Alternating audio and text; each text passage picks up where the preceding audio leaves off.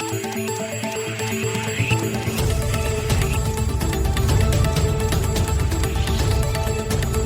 et bienvenue à cette édition de Santé, Sciences et Développement, le magazine scientifique de SciDev.net, en partenariat avec votre radio. Présentation, Sylvia Coussan. Au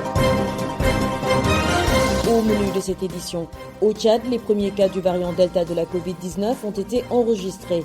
En réaction, les autorités sanitaires du pays exhortent la population à se faire vacciner. En RDC, les réfugiés et déplacés volontaires seront aussi vaccinés contre la Covid-19. Le HCR, le Haut Commissariat des Nations Unies pour les réfugiés, a initié une campagne de vaccination à leur intention.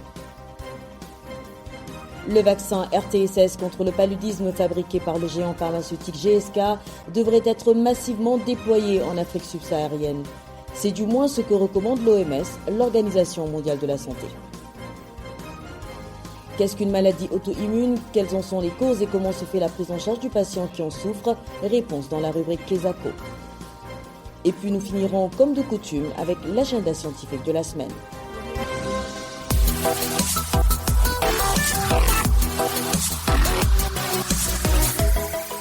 Le Tchad vient d'enregistrer ses premiers cas du variant Delta de la Covid-19. L'annonce a été faite le 6 octobre dernier par le gouvernement. Pour éviter une nouvelle vague de contamination, les autorités sanitaires du pays exhortent la population à se faire vacciner. Les explications de notre correspondant à N'Djamena, Adelph Mbaïdangro Adjekornondé.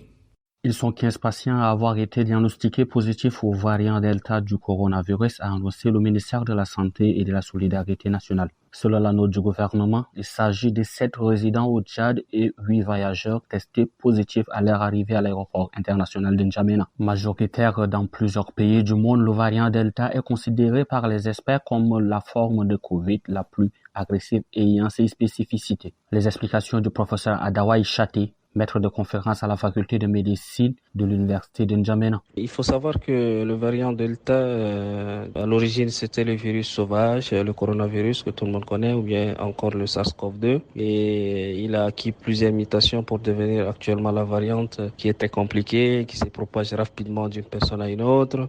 Elle est plus contagieuse que la première variante. Sa spécificité, c'est en fait l'aggravation de la maladie. Quand vous chopez ce variant, la maladie s'aggrave. Et après, pour les personnes qui ont une maladie sous-jacente, ça veut dire des comorbidités, cela peut entraîner même la mort très rapide. Afin d'éviter d'être contaminé par le virus, le virologue préconise le respect des mesures barrières. Pour l'éviter, ce sont les mêmes précautions que les variantes précédentes. Et il faut respecter les gestes barrières, porter le masque, il faut utiliser le gel hydroalcoolique, tout ça. Donc en fait, c'est les mêmes mesures barrières utilisées pour les précédents variants. Ajouté à ces mesures, le ministère de la Santé exhorte les Tchadiens à se faire vacciner. Il faut le rappeler, le pays a lancé sa campagne de vaccination le 4 juin 2021. Depuis le début de la pandémie au mois de mars 2020, le Tchad a enregistré plus de 5061 cas de contamination au Covid-19, dont 174 décès. Adelph Mbaïdangro Adjekorondé, N'Djamena pour Santé, Sciences et Développement. En RDC, des réfugiés et personnes déplacées seront vaccinés contre la Covid-19.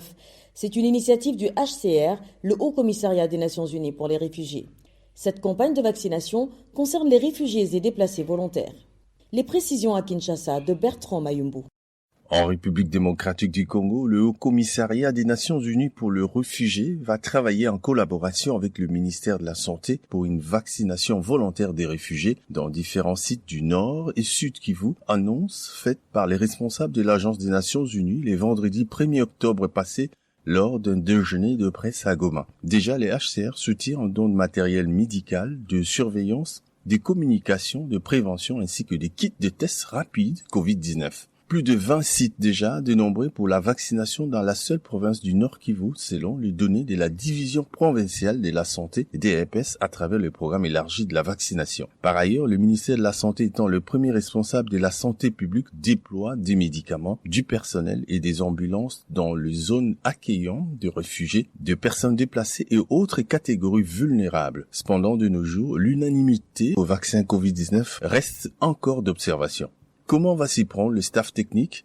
Écoutons le docteur Emmanuel Tailleye du secrétariat technique à la riposte à la Covid-19. Il est vrai que la vaccination ne fait toujours pas l'unanimité avec cette infodémie. Et pour cette catégorie, il y aura d'abord des campagnes de sensibilisation, de communication sur la communication de risque et également sur la vaccination. Comme la vaccination n'est pas obligatoire, elle est volontaire, nous allons avec nos différents messages inciter cette catégorie de la population à se faire vacciner pour se protéger et pour protéger les autres. Il y aura les pères éducateurs, nous aurons les personnes vaccinées de la COVID-19, nous aurons des personnes guéries de la COVID-19 et d'autres leaders sociaux communautaires. La vaccination sera organisée dans 6 sites de vaccination dans la ville d'Egoma qui abrite plus de 3000 réfugiés urbains. Des équipes mobiles seront également envoyées dans des zones rurales pour vacciner et protéger les personnes déplacées. Bertrand Mayumbu pour Santé, Sciences et Développement. L'OMS, l'Organisation mondiale de la santé, recommande un déploiement massif du vaccin RTSS contre le paludisme en Afrique subsaharienne. Fabriqué par le géant pharmaceutique GSK, le RTSS est le seul vaccin ayant montré une efficacité pour réduire significativement le nombre de cas de paludisme. Plus de précisions avec notre correspondante au Togo, Nada Ibrahim. Le RTSS, c'est l'appellation du premier vaccin antipaludique validé par l'Organisation mondiale de la santé. Il agit contre le Plasmodium falciparum transmis par les moustiques, un parasite mortel à l'échelle mondiale et le plus prévalent en Afrique. Ce vaccin fera chuter les cas de paludisme dans les hôpitaux où ceux-ci sont non négligeables. Kodjo Nouvedji est médecin généraliste. Dans la structure sanitaire où je travaille, ces derniers temps, en moyenne, chaque semaine, nous enregistrons 50 cas de paludisme, soit environ 200 cas par mois. Mais il faut noter qu'en saison pluvieuse, nous avoisinons les 300 cas par mois. Les enfants de moins de 5 ans sont les plus touchés et malheureusement, une grande proportion parmi eux font la forme grave du paludisme. 260 000 enfants de moins de 5 ans décèdent chaque année en Afrique de la malaria. Population et agents de santé croient en ce vaccin RTSS. C'est ce que laisse transparaître le médecin généraliste Kodjo Nouvedji. Le vaccin RTSS est une bonne nouvelle. Personnellement, c'est une joie. Cela permettra à limiter la propagation de ce mal et surtout les formes graves. Les enfants qui en mourraient, je pense bien que cela ne sera plus le cas. Toutefois, le vaccin ne remplace pas entièrement la prévention primaire, que les parents veillent à ce que les enfants dorment sous moustiquaires imprégnés d'insecticides en longue durée d'action. Les parents doivent veiller à éliminer les ites de palu autour de la maison. Selon l'OMS, les essais cliniques du vaccin RTSS de phase 3 ont démontré que le vaccin, lorsqu'il est administré en 4 doses, prévient 4 cas de paludisme sur 10 et 3 cas sur 10 de paludisme grave menaçant le pronostic vital. Nada Ibrahim, Lomé pour Santé, Sciences et Développement.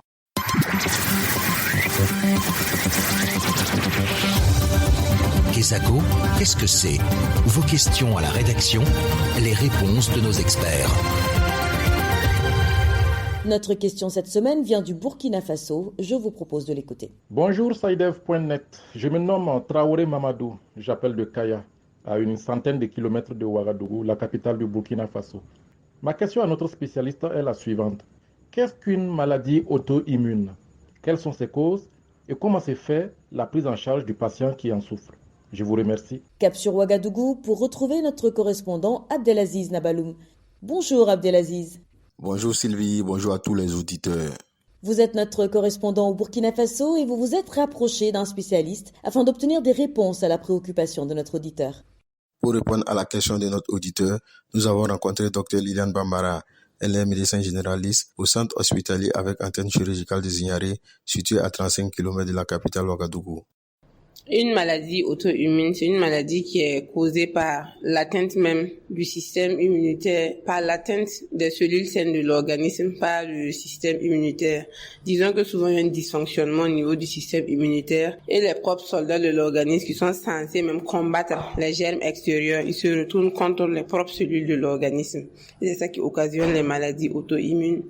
Pour la question de manifestation, elle est d'ordre général parce que le plus souvent, il y a une atteinte de plusieurs organes. Le foie, le pancréas, les articulations, même le système nerveux. Donc voilà, l'atteinte peut se faire vraiment au niveau de beaucoup d'organes. Disons que les maladies auto-immunes sont d'ordre multifactoriel, je dirais. Il y a plusieurs facteurs, en tout cas, disons, environnementaux, même génétiques, qui peuvent occasionner ça. Même l'alimentation, ou les facteurs environnementaux, ouais, même le stress, le tabagisme, ça peut occasionner ça. La prise en charge, il n'y a vraiment pas de traitement spécifique, mais je dirais un traitement pour limiter, en tout cas, les effets, pour limiter le dysfonctionnement du système immunitaire. Donc, le plus souvent, on prescrit des antalgiques pour la douleur, les anti-inflammatoires, parce que ça donne le plus souvent des douleurs articulaires, et des immunosuppresseurs. C'est ça qui est un peu spécifique. Ça a pour effet vraiment d'atténuer les effets du système immunitaire. Donc, c'est une maladie qui évolue un peu par poussée et rémission. Souvent des périodes de crise après une période d'accalmie. Et c'est vraiment un traitement à vie, que le patient devrait suivre. C'est comme je vous le disais tantôt, il n'y a pas de cause vraiment précise. C'est lié à plusieurs types de facteurs. Donc c'est vraiment se mettre à l'abri, je dirais, et prier Dieu pour qu'aucun facteur, n'occasionne ça. Sinon, il n'y a pas une cause vraiment spécifique qu'on peut pointer du bout du doigt. C'était le docteur Liliane Bambara de Zignaré au Burkina Faso qui nous parlait des maladies auto-immunes. Elle s'exprimait au micro d'Abdelaziz Nabaloum. Si vous aussi souhaitez nous adresser une question, une seule chose à faire, appelez, écrivez ou laissez un message vocal au numéro WhatsApp suivant, le +221 77 846 54 34. Je répète, le +221 77 846 54 34. Votre question, vous pouvez aussi nous l'envoyer par email. L'adresse email, c'est celle-ci, podcast@sidev.net. Podcast s'écrit PODCAST et Sidev s'écrit SCIDEV. Je répète, podcast@sidev.net. Vos questions et commentaires sont attendus à ces différentes adresses à tout moment de la journée. L'agenda. C'est l'heure de retrouver Virgile Aissou pour découvrir le contenu de l'agenda scientifique de la semaine. Bonjour Virgile. Bonjour Sylvie, bonjour chers auditeurs. Alors, quels sont les événements scientifiques à retenir cette semaine ? À l'agenda cette semaine, l'UNESCO lancera une nouvelle publication intitulée « L'industrie du film en Afrique, tendance, défis et opportunités de croissance ». Ce sera lors d'un panel de haut niveau le jeudi 21 octobre dans le cadre de la 27e édition du Festival panafricain du cinéma et de la télévision de Ouagadougou, FESPACO. Le lundi 25 octobre, l'Association des anciens fonctionnaires de l'UNESCO organise le centenaire d'Amadou Makhtar Mbo, un homme debout dans son siècle. Une célébration pour rendre hommage à l'action de l'ancien directeur général de l'UNESCO lors de ses deux mandatures de 1974 à 1987. La cérémonie est organisée en mode hybride, présentiel et virtuel. Détails sur le site www.unesco.org. Le 19 octobre, c'est la journée mondiale contre le cancer du sein, une journée qui tombe en plein dans la mobilisation Octobre Rose. Octobre Rose, c'est une occasion de mettre en lumière celles et ceux qui combattent cette maladie, d'intensifier l'information et la sensibilisation, puis de réunir des fonds pour aider les chercheurs et les soignants. Et puis le 22 octobre, journée mondiale du bégaiement. C'est l'occasion d'une prise de conscience par les non-bégayants des difficultés relationnelles qu'entraîne cette infirmité. Sachant qu'1% de la population mondiale bégayerait selon les estimations, soit environ 60 millions de personnes. Voilà Sylvie, ce sera tout pour cette semaine. Merci Virgile, merci à vous aussi mesdames et messieurs d'avoir suivi cette édition de Santé, Sciences et Développement. Rendez-vous la semaine prochaine, même heure, même fréquence. D'ici là, portez-vous bien. Cette émission est disponible en podcast sur le site sidev.net/fr. Cette émission a été réalisée sur financement du CRDI, le Centre de recherche pour le développement international, un organisme public canadien. Le CRDI investit dans le savoir, l'innovation et les solutions afin d'améliorer les conditions de vie dans les pays en développement.